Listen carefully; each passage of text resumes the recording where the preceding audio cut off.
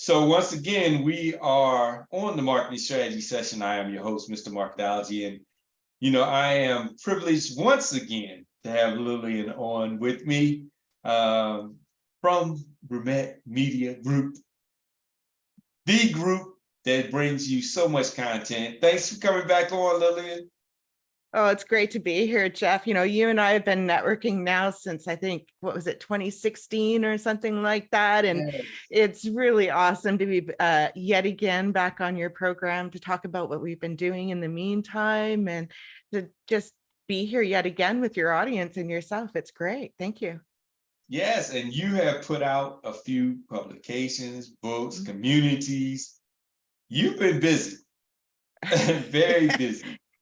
Yes, I I've see been you on busy. LinkedIn all the time, Oh, putting that's a out new. good sign, right? Yes, definitely. I'm like, okay, okay. And then I'm on the newsletter, like, oh, okay, she has a lot going on. Made me feel lazy.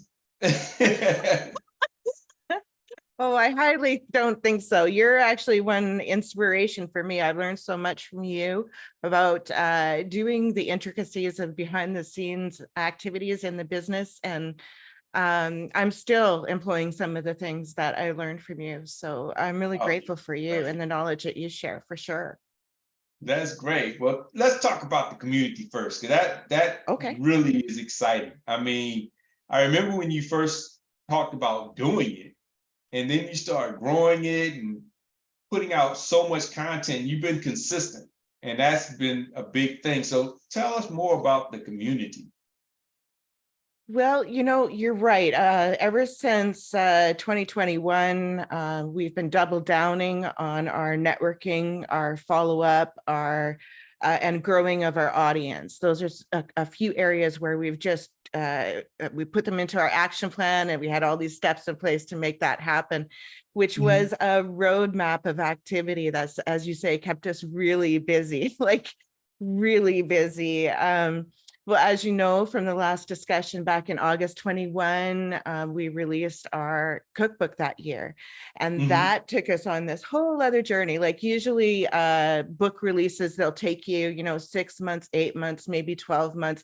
This book release promotion and marketing activity stint lasted a 2 solid year activity of just every day something was going on, some appearance, some activity. It was rewarding and insanely busy at the same time. And then we also took some time, as we talked about before. We had learned a lot through different resources, including yourself, a variety of courses that we've been taking to update our skills, to be more modern, more with the times, the technology ridden times. And so we went right back to the basics. We rewrote our business plan. We rewrote our 5-year action plan. Soon after our discussion on your show, in fact, we totally rewrote those. We began breaking down each one of the steps that we had in mind into smaller, more doable steps. And we Okay. paced that out over that 5-year plan. So we're almost 3 years into that 5-year plan since we started writing it. Since Mhm. we redid it. And that included like going back to our earliest connections, going way back and reconnecting with them and letting them know, hey, this is what we're up to. These are some of the networking opportunities that we can offer you. Let's connect in some way. Let's support each other, or just to say, hey. And so that involved like reaching out to like more than 5,000 contacts that I had on my files, that some of them were no longer in business, some of them had passed on, some of them moved on to other things, but a great deal of them were coming back to us and saying, yeah, let's, this is great. It's great to see what Mhm. you've been doing. And the reconnection there kept us busy for quite some time. And then, of Mhm. course, after following through with previous connections, then we were doubling down on increasing our connections. And we went Okay. about that doing a lot of different ways. And one of the ways I went through was on our action plan for several years, and I just never had time to do it. I put it in this action plan now, and I'm about 3/4 of the way through that, which is connecting with local BC, the province of BC in Canada, the westernmost province in Canada, is huge. It's really large. It's the size of like 2 or 3 states, right?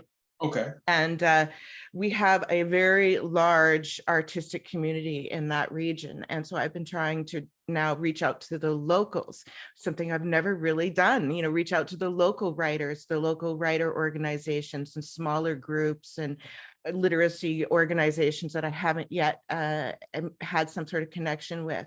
And so that's been keeping me really busy as of late, just dealing with the reaching out and then, all the communications that come from that. Since we spoke, we were starting up the Drum It with Brummet blog that year, and we've been developing the audience and the content there. We've also started the Brummet Media channel in that same year, 2021. And that's over on YouTube, which you and I were talking about in the previous discussion. It was just on its first beginning legs at that point. And we've been, slowly developing it and evolving it as our schedule allowed. And it's really turned into something quite substantial now, which we're really proud about. And then, of course, we did a whole bunch of upgrades, new design, new look, new image, new graphic, new logo, new metadata, keywords, SEO, behind the data stuff, all that we updated and over this time period since we spoke last. So each one of these involved a variety of different tasks, as you know, that we had to kind of like pace into our existing schedule and work it in. So I'm really glad that we took the time to just step back and say, okay, wait a minute.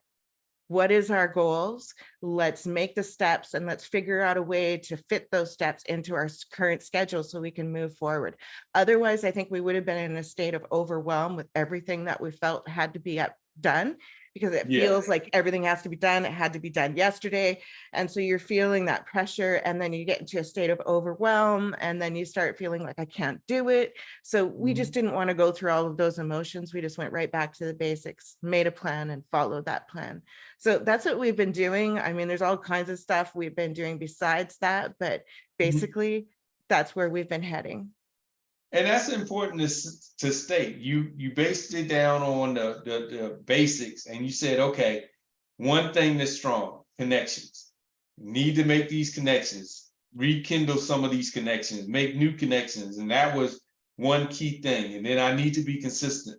Need to put things out on a consistent basis and build this community. And it's important that you said that you weren't overwhelmed. Instead of saying this is a big behemoth project, let's do it in smaller bites and just take on these smaller tasks with the big goal in mind. And I think that a lot of businesses, that's a challenge. You look at this overall goal: I want to conquer the world, and then it becomes to something that you pretty much get a headache, sit on your hands and say that's just too much to do, versus saying, I can do this and I can do this consistently. I can test this out, and then this worked.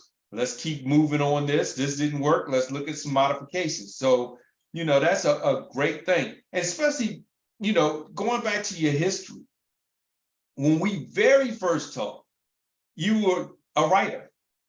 You and your husband, y'all were writers, y'all wrote some books. And really, it was like, we're authors. We wrote some books. I think at the time you had, what was the other thing that you were putting out? You were putting out something else as well, but it wasn't like we're building something more than just this product. We had this product, all of a sudden it's like the world has so much more that they can benefit from us than just this literary product. And so you start expanding and actually helping others that were looking at, well, I want to put out some, content. I want to put out product. How can I do it? Well, you've proven I have a way that you can do it. And we've done it from time and time and time. And instead of saying, oh, well, I have 5, 6, 7 books out, it was like, yeah, we have books out, but we can show you how you can have yours out. We can also show you how you can build your community in the artistic arena. We can show you, because we're doing it, but we're also not just keeping the secret sauce behind closed doors. So I definitely applaud you for that. Oh, thank you. Yeah. Now, have you had like any like, I guess you would say, competitive pushback? Have the community kind of embraced it, or they've been more like, your competition? I don't want to collaborate with you. I don't want to, be in the community. You're too much, this is just competition. Okay, so I would have to say, of the, say, 600 connections that I've been interacting with so far this year, maybe Mhm. 3 of them have outright said that they weren't interested in pursuing anything with us. So it's very rare that you have someone who doesn't want a partnership in some way. The Yeah. reason why is because, we're established. We have an Mhm. audience, we've got market authority, we've got brand authority, we have name recognition, all of that is established. And really Mhm. only the last couple of years, we've kind of doubled down on that. We've opened up a few more services like the new blog and the new YouTube channel, but we had other things going on in the past that we had, as you say, tried and maybe let some of them go because they weren't working for us at that time and tried something else. But yeah, right now we have the 2 blogs, the YouTube channel, and of course, all of the other activities. And so when people look us up, they instant recognition, there's so much going on online. And so they have a lot more faith in working with us. They Okay. become very excited about working with us because they see us as someone who's going to be easy to work with, someone who has an established audience, and someone who's going to benefit them. And so it won't be Yeah. just like one way. We're not coming to them and say, how can you help us? We're coming to them saying, hey, we have a heck of a lot to offer. How can we work together to be mutually beneficial in some way? And so our Yeah. interactions are a lot more efficient than they were before. That's probably one of the reasons why we've been so darn busy the last few years. Yes, definitely. Yeah. And in the world of creative, content creators, have you found it beneficial to put out a lot of content Mm. or more intentional content? Everybody always says that quality over quantity, but they don't really dig into what does that mean, you know? Mhm. So how have you tackled that particular task with the frequency of content that you put out versus the type of content or the quality or the intention behind the content that you're putting out? Great questions there. So when it comes to content creation, whether you're running a blog, a podcast, a YouTube channel, whatever it is that you're an e-newsletter, any of those types of activities, the very first thing that the entrepreneur needs to decide on is how frequent are they going to be publishing that outlet. So Okay. whatever is going to work with your schedule. If you want to put out 1 video a week or 1 video a month, whatever it is, stick to it. And make Okay. sure that you have a marketing plan for each one of those activities. So you have a YouTube video that went out this month. How are you going to spread the word about that? How are you going to go about promoting that particular episode? Not just your Okay. channel, you have an action plan for that, but each time you have something published, you need to have a way of going about spreading that information out there. All of that is going to involve time. And so you need to Okay. make sure that whatever your schedule is, make sure that you are able to do that consistently. Sometimes you might have to start out saying, hey, I'm only going to do once a week and see how that goes.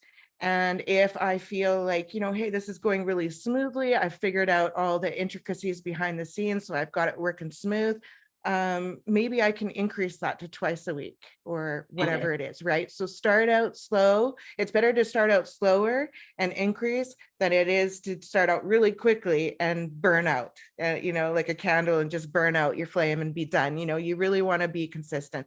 So for myself, for the Brummet's Conscious blog, that's a daily blog. Every single day since 2004, it's had content on it. Okay. Our other blog, we have another blog, and it's called Drum It with Brummet. It's for drummers and percussionists. And the Mhm. publication we rate there is anywhere between once every 5 to 7 days. We have a new publication. So Okay. it isn't as frequent, right? And there's reasons for that. And then same with the Brummet Media YouTube channel. I Mhm, publish 1 to 2 videos a week, and they're mhm, always published on either a Tuesday or a Thursday. Because my channel is mainly business to business, author to author, entrepreneur to mhm, entrepreneur, those are the peak days for those types of conversations. So mhm. that's when I make sure that I release it and I promote it that day as soon as it's released. And Okay. so it depends on what your genre is and also your own personal schedule. What can you handle? We have multiple things, as you just heard, the 2 blogs and the YouTube channel that have to have consistent content being published on a regular basis. So we have to make sure that our schedule allows us to maintain that. If it wasn't allowing for that, then something's got to change. Yeah. So your readership, in order to build your readership and keep your readership, here's an interesting stat. In fact, 80% of your listeners or blog visitors are going to be new, brand new people coming to see you. 80%, Hmm. 20%, only if you're very, very good, 20% of last month's viewers are coming to see you this month. Oh, So wow. when you look at that, you know, how you word your posts and what kind of posts you put out and how frequently you put them out, or videos or whatever, Mhm. also should reflect the fact that you know that there's going to be new people coming, and a smaller percentage of them are going to be the people who are coming back. So you need to satisfy both those audiences when you're putting out Okay. their posts. That's an interesting stat because I would have thought pretty much the opposite. I would have thought, the majority of them would have been your loyal followers versus new. But that changes your strategy because a lot of times you might say, well, I don't want to put out this topic because I've already talked about this topic. But if Mhm. 80% of them are new, they haven't heard your old topic yet. They are new versus I don't want to, I guess you would say, regenerate um, the same topic again or repurpose the same topic again because they've heard it before. Mhm. So that's an interesting stat. You know, you bring up some really good thought there. So when you're repurposing your content, you've made a video based on a question you were asked in an interview. And Mhm, maybe you're taking that interview off of your media page because you're reducing the size of your media page, you're maintaining it. So you're taking some of the older stuff off. Well, maybe some of that older stuff has some great content that you can then turn into a video. Then you can turn mhm. that video into an article. So there's ways of regenerating, repurposing, regurgitating that information out in a variety of different platforms in a variety of different ways. But make sure you space out the release of those items so that the people who are consistently coming to your blog or what have you aren't being oversaturated with any one topic. So for me, for instance, I do put out ads on my blog for my Mhm. books only. That's the only ad that's going to be there. And it only comes up, it just says, you know, a little about our books or something like that. And it has a multi-ad. It shows all of our books on it and it says, go see them on Amazon. Simple little Mhm. post. And I put that up once every 5 to 7 days on the blog. Right. So I Okay. try not to do it too frequently, but I also want to make sure that I'm getting promotions in there too, right? You know, hi, I still Yeah. exist. I have products too, right? Not just the people who are appearing on my blog and that I'm featuring. There's me too. So I want to make sure I am in there and I'm getting some promotions, but I don't want to oversaturate. So I'll do that. Yes. If I'm going to create, say, an article and it gets Mhm, published on my blog, and then maybe 3 months later, I've turned it into a video on my YouTube. And then mhm. maybe another month later, I'm creating a post for social networking sites about that topic. And I might Okay. include a couple links that'll take them both to the blog post and the video or something like that. So I'll find ways of redoing that same content in a variety of different ways, different platforms, but I'm going to spread that over a long period of time. Okay. Now, the question that has challenged a lot of us over the past year has Mhm. been how are we affected by AI? And I've literally changed my entire offering. I usually talk about marketing strategies and I talk about marketing automation, but now I have embraced AI to the sense of how can a company build their strategy, build their automation, and integrate AI into their processes to Mhm. where it's a complement, not a competitor. But I mean, you're in a space where a lot of talk has been around AI and how it affects your industry. So, what have you found in regards to that? I find it a little above my head space right now, honestly. Like with where you're involved, it blows me away. I haven't done a lot of AI. I mean, there's some automation things that we've experimented with, but we haven't really done a lot with AI yet. There is so many different aspects to it, so many different and highly unique and really fascinating ways that people are coming up with integrating it into their activities and utilizing it. And I'm Yeah. encouraged by it and excited by it, but also very intimidated by it because I'm still, I'm still playing catch up with the stuff that I've learned and putting into place. So taking on something new is a little bit much for me right now. But Yeah. I think it's really something that could really help us. It's also going to take a little bit of the personal element away in certain situations. So I think Mhm. finding that tender balance, because people want to have that personal connection. They want Yeah. to feel like they're speaking to a person. Like for instance, if to take it down to a really low technical level, when I'm sending out like a draft email, I don't want it to come across as this is a draft email I'm sending you, even though it is, right? So I want to make sure that I'm tweaking it so that it sounds personal, it feels personal. So Yeah. if we can find a way of using AI so that it feels more personal and like a more direct, caring connection, then Yeah. I think people will feel like it's more real to them and they'll embrace it a little more. But I also feel that if we depend on it too much, then we're going to have that disconnect with the Yeah. individuals that we're trying to, we want them to love us and be out there and be our influencers and shouting from the mouth, rooftops about us. And so we want them to have that personal connection. So, honestly, I think it's really about finding that balance, being careful about where you're using it, how you're using it. Yeah, and that's well said. I mean, that's actually what I uh, teach and recommend whenever I'm consulting on it. Is you AI is a tool that helps complement, helps you, but if you get lazy, it definitely can hurt you. There, a matter of fact, I'm going to do a post, and I saw two emails that came to me this morning, and both of them I know were AI driven because AI has a bad habit of emails sent from AI. The first thing it says, I hope this email finds you well. Ah, It is like a trademark from it. Just like if you use any automation tools for emails, a lot of them start off with the same greeting. The mhm. hi, what's the other one? There's another one, something to do with I hope this finds you well. Okay, why does this fail? The reason this fails is the average person does not email a person. If I was to email you this morning, right, I would not say, hi, Lillian, I hope this email finds you well. That's that robotic. I would say, hi, Lillian, hope you're having a great day. Or I may just say, hi, just wanted to talk to you about this. The greeting isn't a greeting that most humans would make to a person that they don't know or even a person that they do know. When you say, I hope this email finds you well, you Mhm. know that first of all, it's a sales email. You already know. Second of all, it's automated. And so, you not taking the time to say, no, remove this or no, reword this, that will hinder you, even though you're saving time with the AI writing the emails for you. So, like you said, that personal touch is one thing that I don't think AI is going to be able to um, take on.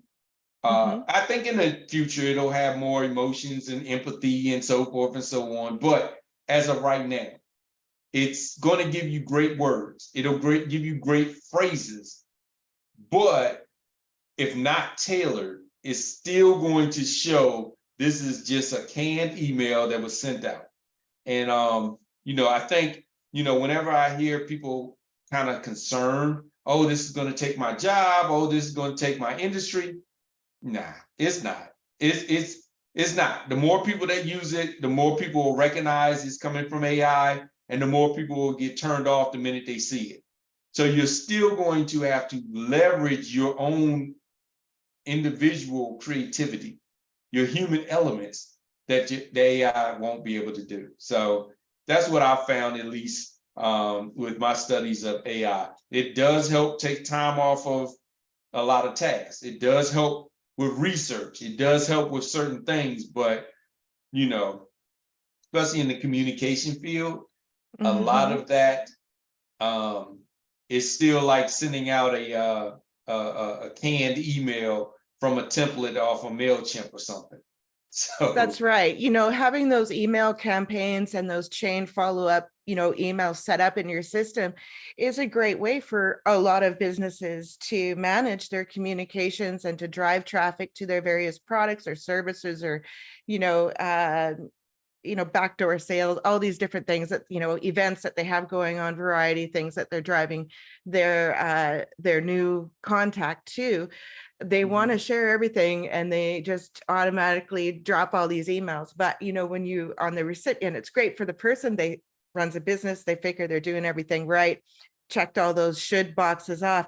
But for the recipient of that email, as you say, it comes across as impersonal, it comes across as spam, it comes across as unwanted mail. They're deleting them. Eventually they're going to unsubscribe, and they're not even reading them. You know, they're just deleting them, and you're just considered spam. It gets put in their spam and junk folder, sometimes automatically. So there's a lot of efficiency that gets lost if they're not managed in a really careful way, right? Yeah, very much. I mean, the other email that I received this morning from the subject line, I forgot what the subject was, but it had my full name. And Oh, it said, blah, yeah. blah, blah, blah, Jeff Bill. And I was like, ugh, I know that this is, you know, it's like nobody says your full name. So whoever the marketing person that set up the campaign, either A, you didn't put the right parameter in there. You should have just said first name, not full name. Or B, you didn't scrub your database correctly and you have people's full name in the first name column. So either way, from just skimming, I already knew, and I never opened the email. I don't know what they were talking about. I just knew Right. it wasn't really directed to me because it had my full name in the subject line. And then you're So, less likely to open it. Like people like yourself and myself, we wake up in the morning, we click on that inbox. We've got like 60, 70, 80, sometimes yep, 120 already sitting there from last night, even though we cleared our inbox the night before. All these are yep, new emails that have come in, communications that have come in. Some are from people, some are from list services, some are from, you know, organizations.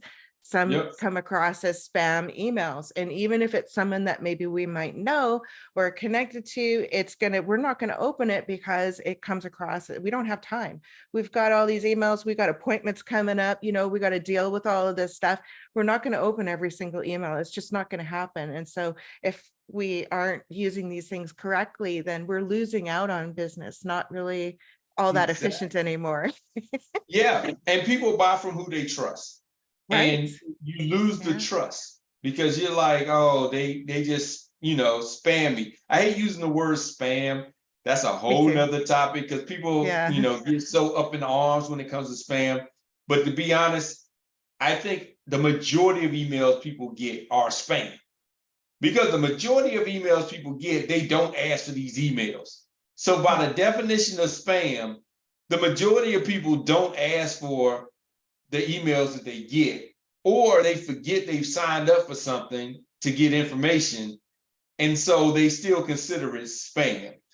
Right. It's interesting how that works, but you know, when it comes to it, does anybody ever consider something spam when it's something that they can benefit from?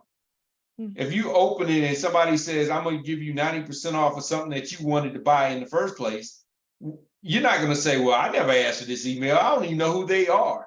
You're going to be like, oh, great, thanks. You know? So it's funny because still the way you approach it, the wording, the, you know, the timing, all of that plays a big factor. Just like you were saying about with the blog, all of that plays a big factor of how you promote your content, how you distribute your content. If you're doing it wrong and just pretty much blasting it out, it's going to become a problem. You know, just like with blogs, if you're posting on your blog way too frequent and it's just fluff, then, you know, that was the biggest thing back. Remember back in the day with curation? Everybody had these curated blogs. That was the biggest challenge with those. It was like, Right. you saw the same article on like 200 blogs, the exact same article. It was like, this isn't, now the value of that article, you don't even get to read it because you're like, I saw the headline on 20 different blogs. I'm not reading that, you know. So it became way too much. Right, right. I remember in the early days of blogs when, and people still do this actually, but back then it was all me, me, me, me, me, me, me, me, me, and oh, me. And by the way, Yeah. more about me. And that can get really darn old. So, Yes. and I still see this. In fact, recently with some of the networking that I've been doing with local writers, BC based writers, I noticed some of their website blogs are lacking in that way, in that it's only about you know, look at me, look at me, look at me. And instead of talking about the topic they write in or the behind the scenes activities of their business or, you know, groups that they've participated in or various, you know, various topics that they could cover about their world and their work, instead of just saying my book, my book, my book, my book, my book, which, you know, you go there 3 times, you've pretty much know that the next month is going to be the same, my book, and you're Yeah. not going to go back to that blog.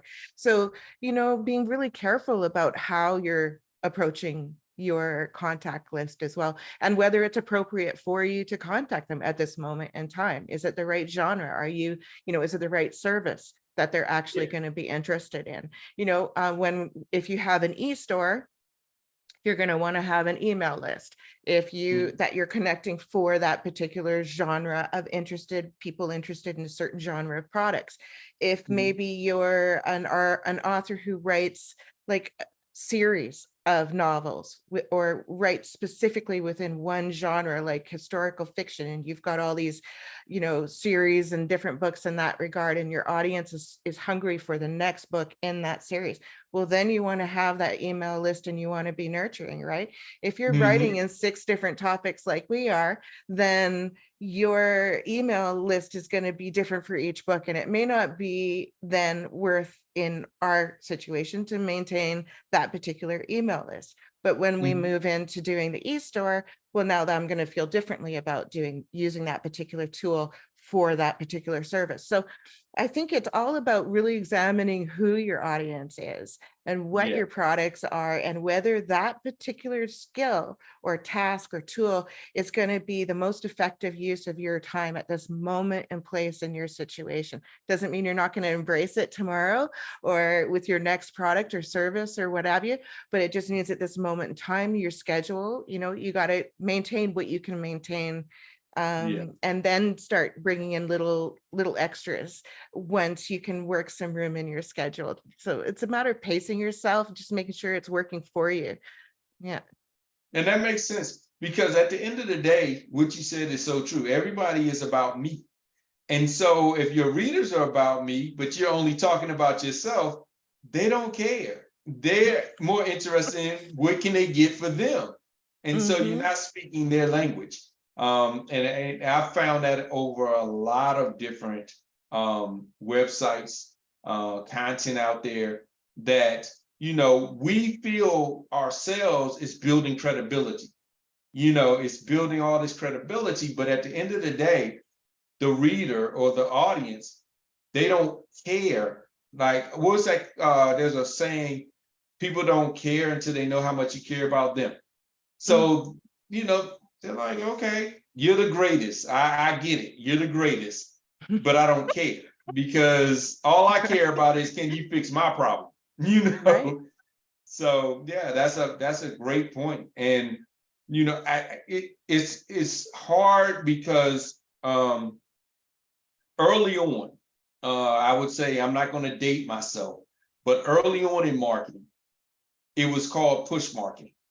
Mhm. And it was basically who has the biggest budget advertised the most, and they pretty much beat you into submission, because you would say, well, I'm thirsty, I have to go get a Coca-Cola. Why? Because all the ads are Coca-Cola. Everything I see is Coca-Cola. So in your mind, you're like, I need a Coca-Cola. Well, in today's time, it's more pull marketing. People have way too many options. They have way too much opinion, and information is way too frequent for Mm. you to do the push marketing. So now if you do the whole we're the best, well, you have enough people that can search options now quickly and state their opinion on how great they think you are to combat how great you say you are. And so Right. that becomes the biggest challenge, because now people are like, I don't care. I want to find out what's good for me. And I can search easily for something that fits what I need. And that's a big challenge for a lot of companies out there that are still under the old method of, I guess, the push marketing. Talk about yourself, say how great you are, how much you've done, and never really touch on this is what your audience is looking for, or even who Oh, your audience is at that point. absolutely. There's a whole different method for approaching media. For instance, from my point of view, it used to be, as you say, where you could come on and you could say, hey, I'm going to come in and talk about my book or my books or whatever. And now it's more like, I'm coming in to speak to your audience about a topic. I have these skills and this information and these resources to offer, this insight to offer. I can share my story about this or that aspect of my life. And then, oh, by the way, I also have books. So Yeah, the way that you come into marketing and how you speak with the media audience, the outlets audience, is completely different. As you've noticed, we haven't sat here talking about each and every one of my books, but we've mentioned it a couple of times, and people are going to, hmm, go and look at the links if they're interested, and they'll go to Amazon and look us up, and they'll find the information there. But that isn't what we're focusing on today. We're having this conversation instead. So the whole realm there has completely changed. Like, even in basic Q&A author interviews that I get involved in on a regular basis through blogs and websites and magazines and stuff, even those are talking more about the behind the scenes of writing and how to hmm, manage being a co-writer, and how do you develop a contract? How do you address this aspect or that aspect of writing? And then, oh, by the way, check out their books at. It's completely different than it used to be. Maybe 8 years ago, even, it would be coming in and, okay, we're going to do an interview about this specific book, and you're going to tell yeah, us about what this book entails, and then that's the end of your interview. So completely different focus and topics, and it actually ends up being much more interesting for me. And I get yeah, into a lot more different media, because now I can think about, oh, well, someone wants me to come in and talk about grief or caregiving. Well, I can come in and I can talk about caregiving and grief experiences that I've had. Or someone will hmm, say, well, we want you to come in and talk about youth advocacy or something. So I can talk about my experiences as a youth and how I overcame certain challenges. Or someone else will yeah, want me to talk about co-writing or something. So, and the whole time we're not talking about my books, but my bio yeah, and my links lead back to it, or my blog, or other services. I'm just saying books as an example. yeah, But so I think how we come out and involve ourselves in the media has completely evolved. And when you changed your mindset, and you look for ways of how you might be able to fit into their topic and fit in with their audience, then all of a sudden all these doors start opening up for you. And it's just constant for us. We're constantly in the media because we're willing to talk about all these different aspects. And then we mentioned that we also, run this business, by the way. Yeah. So and, it does work in our favor. yeah, and it makes sense because the industry has changed, and you've identified the actual need of the audience. So the need of that audience, the media industry has changed. Back in the days, it was we control the media. Now with social media and blogs, everybody is a journalist. And so journalists now are like, I need to have the better content, the best topics, the best people to talk about those topics. So they are looking for experts where before they were in under the mind frame of we make the experts. We make you an Right. expert. Now it's more of we need experts to come in and talk with us. Also, publications are fighting now for the attention of an audience. Where back in the days, Time Magazine, New York Times, they weren't fighting for attention. They were the only kids on the block. Now you're fighting with a TikToker that's got 1 million plus followers. That you're fighting with people that have no, I guess you would say, formal education in that field. They, so the demographics have definitely changed in the industry, and you've identified they don't need another author. They need somebody that can speak about the subject matter. They need a subject matter expert that happens to have the credibility of having some books under the umbrella, but they don't technically need to be a best-selling author. They just need to know how to speak about this topic, because that's what our listeners are focused on. They're not focused on, I need to hear the next best-selling author. I need to hear somebody that knows about this subject. And then as I build up that rapport relationship, now I want to know more about that person and more about the content that person has, which then leads into the book. Because I'm buying the book because I now like your approach. I like your voice. I like your, what you say, your subject matter. I like all that about you. Now I want to read the book versus, like I say, the old school way. They released another book. They're a best-selling author. Nowadays people are like, okay, well, I can go on Kindle, or I can go on a blog, or, there's so many content creators out here now. I don't need to go to get a book to read. I can read in a lot of different places. But for that subject, if I want somebody to speak to me in a way that I can retain it, this is a person that I love reading their stuff. I love the way they deliver, and so I'm going to buy their book because I really enjoy not just what they say, but how they say it.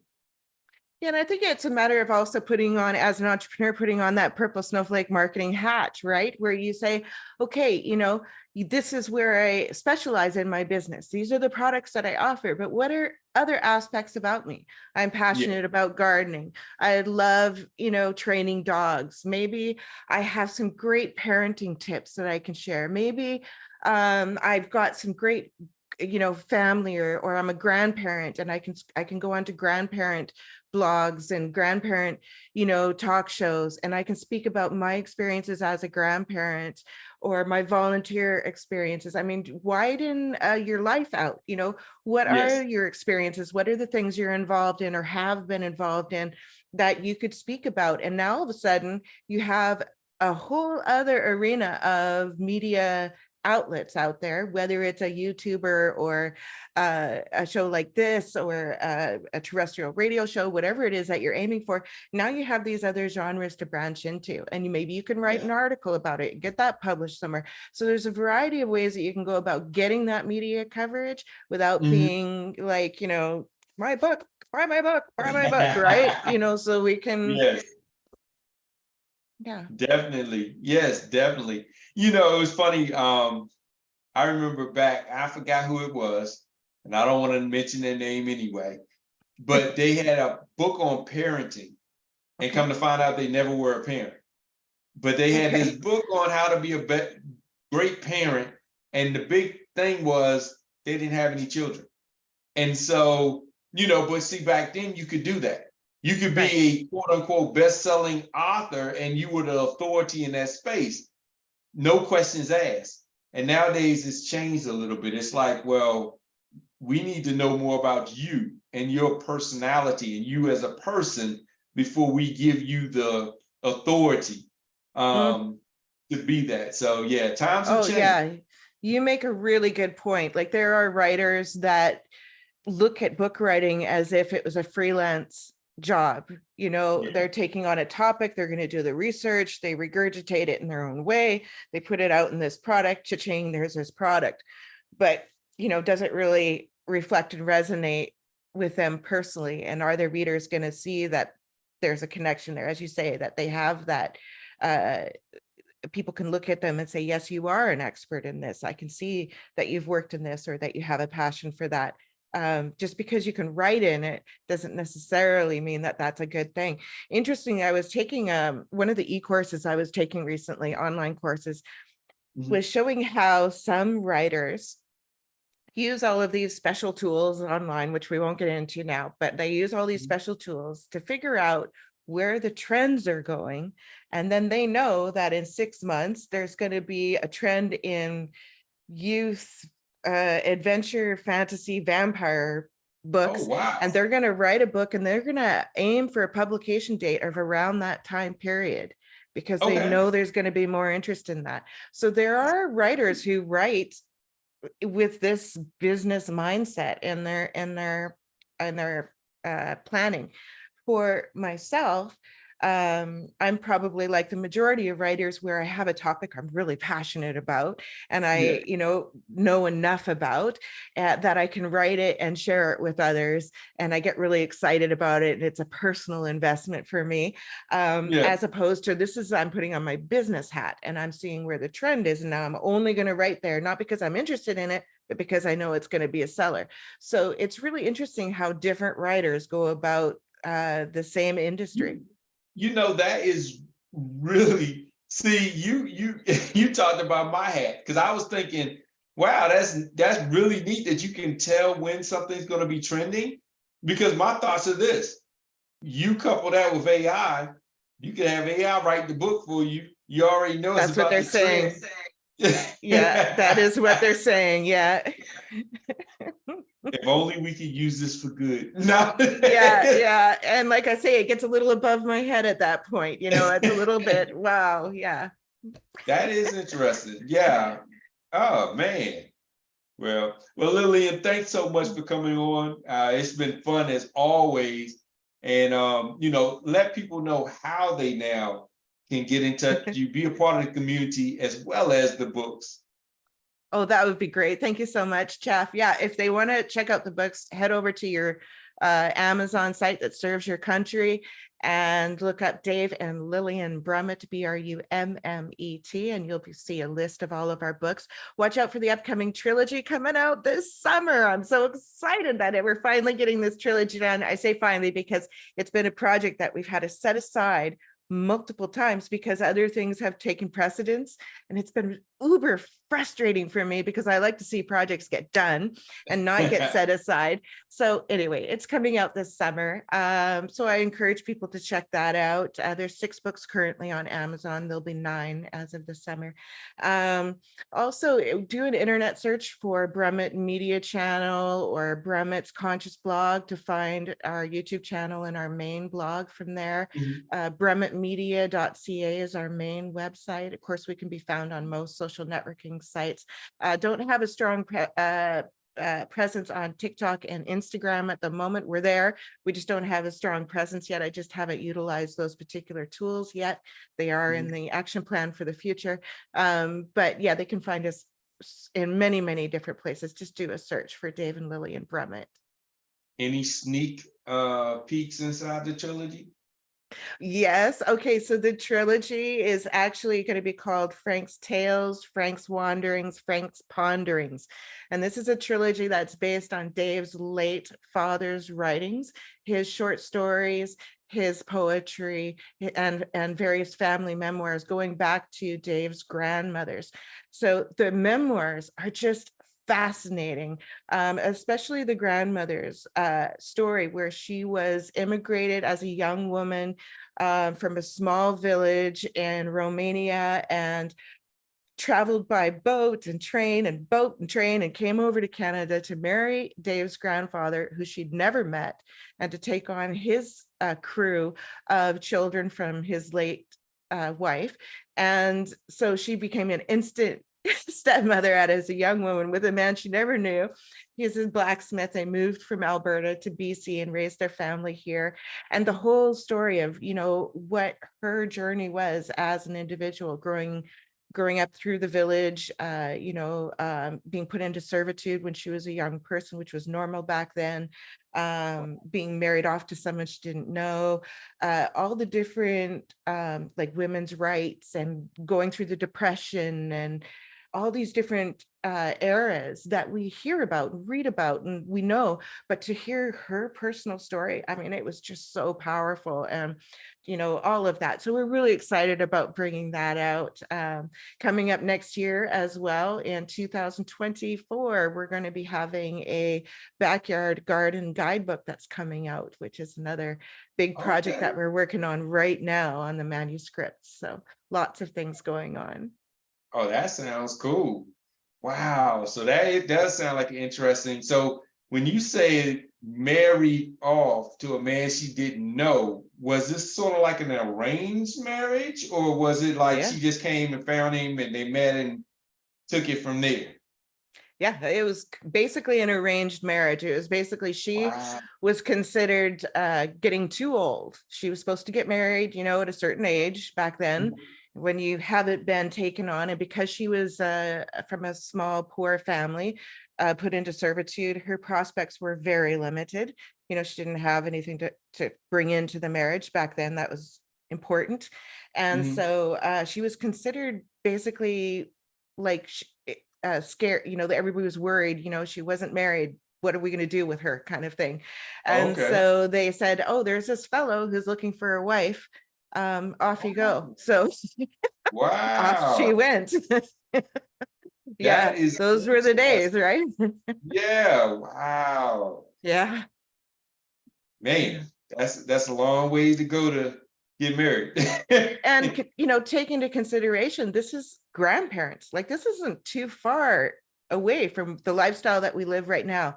And so I Yeah. think for me personally, it underlines and highlights how very privileged we are in our generation, in this life, in this world, in this culture. This global Yes. world we're living in is based on all the work and efforts that our ancestors put it in. And just a couple generations ago, look how different it was compared to now. We often think how awful the world is, and it's not evolving fast enough, and it's not growing conscious enough, and it's not doing enough, and it's never enough. But if you look back just a couple generations, look how much it's evolved, completely evolved. So that's a really encouraging thought. Just another couple generations, what is the world going to be? So it's an That's true. encouraging thought. Everybody's staring at a computer screen and AI taking over everything. No. Yeah. What computer screen? It'll just be in the air, right? Pretty much, yeah, chip in our Yeah. head or something. Yeah, but yes, but thanks so much for coming on the show and sharing it again. Yes, thank you. It's always a pleasure. Can't wait to see the trilogy coming out. And hey, the way things are going, having that garden in the back probably is the best thing to do. Yeah. So that'll be definitely on time, especially since eggs now are about $9, $10, and Yeah. What is going everything's on so with that? expensive. Yeah, I don't know. Everything Yeah. is so expensive nowadays that growing your own is going to be the new trend. And it's so Or easy to trend do, again. Jeff. Like, even if you're in an apartment, you can get one of those little systems that tuck up against your wall, and you can grow all your own herbs and lettuces. If you've got a windowsill or steps or a path or a fence, you can put things on them. You can grow on them. If you have a deck, you can plant a trough of beans and let those runner beans grow up and provide your deck with shade and cut down on the heat that's coming into your apartment, and give yourself some beans at the same time as those beautiful flowers. There's all kinds of ways and places that we can grow. We don't necessarily have to have a plot of land. Okay, Yeah. that is interesting. I never would have thought of that. Yeah, I'm thinking more of the rows of you know crops and the tilling and all the other stuff. um, old school farm type of Right. Yeah, type of. no, raised beds is the way to go. You don't have any tilling involved at all. It's a no-till method. You just fill your bed with good, healthy soil, and then you just plant from there, and it's raised up nicely according to where you need it to be. If you need it to be a little higher or a little shorter for your personal situation, and then you never have to till, and it's always ready to plant, and it's the best way to go. Wow. Well, looking forward to that. Looking forward to seeing what's to come. So thanks again, and thanks everyone for coming on. Hopefully you learned a lot. I definitely have learned a lot, like always. And reach out to Lillian and her husband, whether it's about the books, whether it's about being a part of the community, whether it's about learning how to get your content out there. And even we didn't touch on it, but way back, if we go back to the first, how to be better organized. And so, how to do things in a more efficient way. Hopefully you gain that from this, and you're going to take that next step of action. So once again, everyone, thanks, and we are out.